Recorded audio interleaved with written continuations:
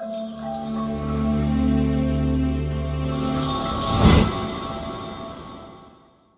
right, let's dive in. Sounds good. We've got some interesting stuff to unpack here.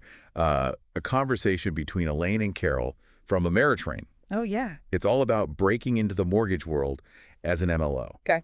And we really want to kind of cut through the noise and figure out what you absolutely need to know to get started. Right to the point. Yeah, highlight those critical steps and maybe, the links that could potentially trip you up along the way. Yeah, the little snags.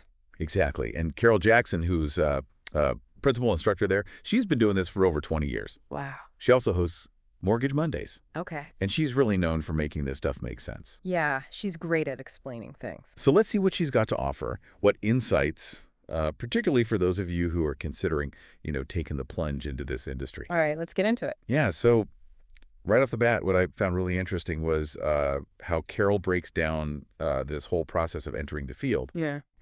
She outlines these three key things.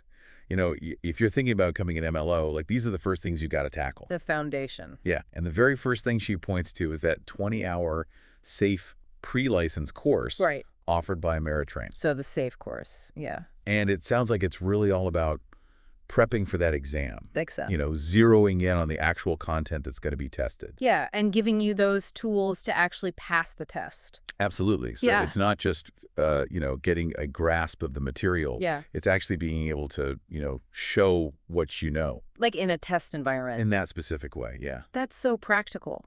Exactly. It's recognizing that the immediate hurdle is, proving to the regulators Yeah. that you've got this baseline. Absolutely. So you've got the course. Right. What comes next? Well, then it's time to actually schedule and pass the National Proctored exam. Okay, the exam itself. Yeah. But the good news is, I feel like there is good news. well, Carol points out that there are testing locations all over the place. Oh, nice. Like literally all 50 states. That makes it much more accessible. How much easier. You're not traveling, hundreds of miles just to take a test. Exactly. That's relief. And it shows, how standardized things are. At this level. At that foundational level, yeah. It's that common benchmark, no Yeah. matter where you are. Now, the third thing that Carol mentions as a really important initial step is finding a sponsor or an employer. Okay, so finding a job. Yeah. But she's quick to add that a lot of these mortgage companies, Right. they actually have a national footprint. Yeah, they're not just like local mom and pop shops. Even if you're working in, your local branch. Right, the company itself could be much bigger. And that could really matter later on. Yeah, that's a good point. And that actually leads perfectly into our next key point here, Okay, what's that? which is the crucial role of the sponsor. All right, the sponsor, Carol is very clear that this is not just about finding any old job. it's more than that. Yeah, you absolutely cannot, hang out your shingle and be an independent MLO right away. Interesting. You can't just go solo in this field. So you need that backing of a company. Yeah, she's very specific. You have to have an employment contract Got it. with a mortgage company, and that's how it works. So it's built into the structure of the industry. And this company then becomes your sponsor. Okay, the employer equals the sponsor. And Carol really hammers this home. Yeah. The sponsorship is essential for getting your MLO license approved So you need that sponsor to even get the license. and for legally originating loans on their behalf. Like they're vouching for you. It's like they provide this umbrella, Rough framework? Yeah, and the regulators want to see that connection.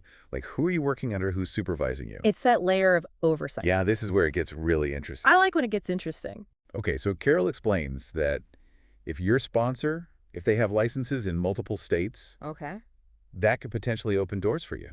For me? Yeah, to get licensed in those other states Oh, wow. So I wouldn't have to start from scratch. under that same sponsorship. So that national footprint you mentioned earlier, Yeah. that could really benefit me down the line. Absolutely, if you're looking to, expand, work in different places. That's a huge advantage. It really is. And I think Carol nails it when she says, the key takeaway here is, no employment agreement, no sponsor means no license approval. You can't even get started. This isn't something you figure out later. It's a prerequisite. It has to be in place before you even apply for your MLO license. It's not just about the education. It's also about that job connection. That's a crucial point. So we've got the national education. Yeah. We've got the national exam. Uh-huh. But then Carol brings up this whole thing about state-specific education. Oh, okay. So it gets more complicated.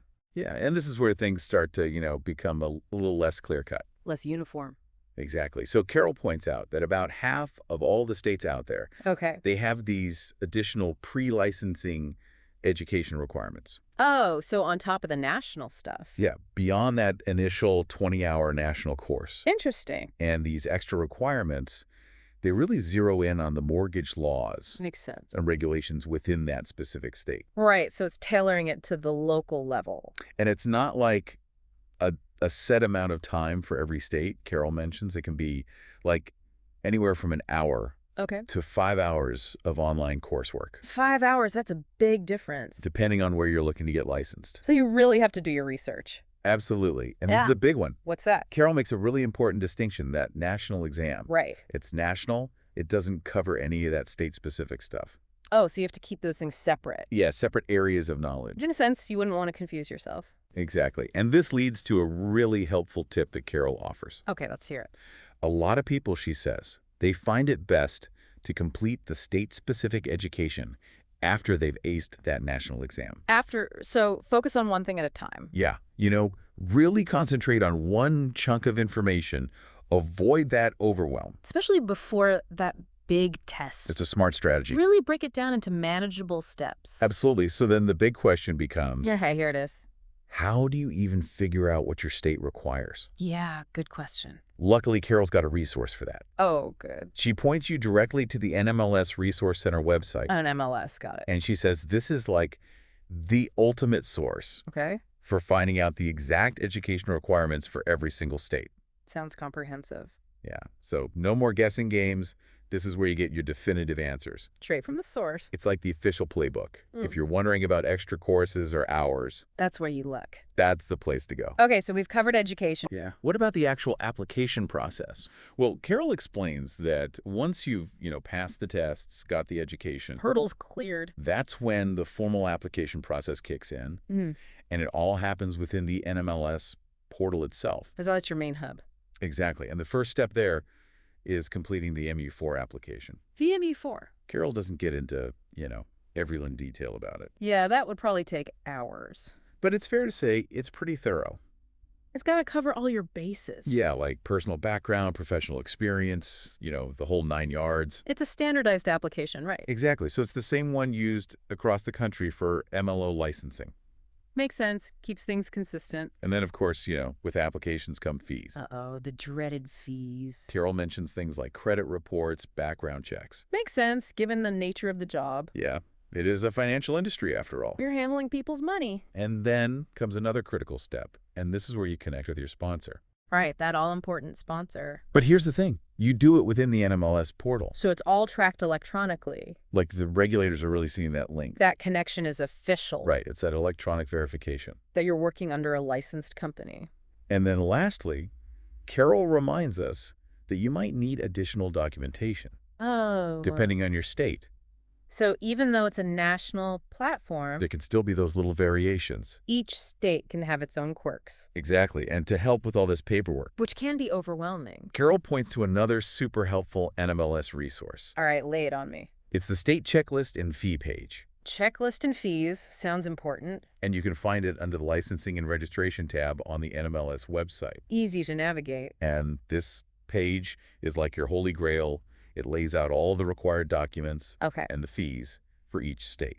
So no more guesswork. No more wondering if you've got everything. It's all right there. It's a lifesaver, honestly. Saves you time and stress. Absolutely. And then finally, Self-finality. Carol steps back and kind of clarifies what the NMLS actually is. Right, because it can be a little confusing. It's the nationwide mortgage licensing system, but you apply through them. Right. But the individual states are the ones that actually grant the licenses. So where does the NMLS fit in? So Carol describes it as like a central clearinghouse. A clearinghouse. Yeah, it's the hub where all the mortgage license processing and maintenance happens, okay. like nationally. So it's the backbone of the system. And all the state regulatory agencies, they use it. So everyone's on the same page. And it's where you would, apply for and maintain your license. Makes sense. But, and this is super important, Carol makes a really clear distinction. Okay.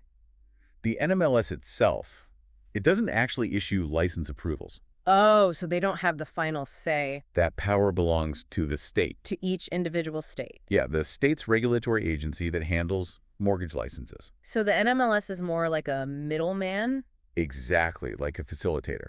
It connects everything. So it's that central repository, this information management system, Okay. connecting everyone involved in the licensing process. Got it. So it handles the applications, the data, But the state gives the thumbs up or the thumbs down. the final decision. So, stepping back, what does all this mean for you? Yeah, what's the big takeaway? Well, becoming an MLO, it's structured, right? It seems like it. You've got these national requirements, and then you might have state-specific stuff. So you got to be on top of that. But that sponsorship, securing that, it's absolutely critical. It's more than just a job. It is. It's your ticket to getting licensed. Like the key that unlocks everything. And while the national exam, it's standardized, you absolutely have to do your homework. Homework meaning? Figure out what your specific state needs. Right, those state-specific requirements. Use those NMLS resources that Carol mentioned. Hope this has given you a better sense of that initial roadmap. Yeah, a clearer path forward. Now, for you, what stands out as the most important piece of all of this? It seems straightforward at first glance. Yeah. Get your education, take the test, get a job. Right. But there's so much more to it. There are those layers. Like that interplay between the national and the state stuff. And the role of the sponsor. That's huge. It's not just about finding any job. So doing your research, like Carol emphasized, that seems key. To making this process smooth. And maybe the biggest takeaway is, these aren't just isolated steps. It's all connected. It's a puzzle. And understanding those connections, Yeah. I think that's what really sets you up for success. That's a good point. It's like a chain reaction. It really is. So as you're considering, your next steps, Yeah. what questions does this interconnectedness bring up for you? What do you need to delve deeper into to make sure you're on the right track? That's something to think about. It's an exciting journey, but definitely one that requires some careful planning. Absolutely. Yeah. All right. That's it for this deep dive. Until next time. Thanks for joining us. See ya.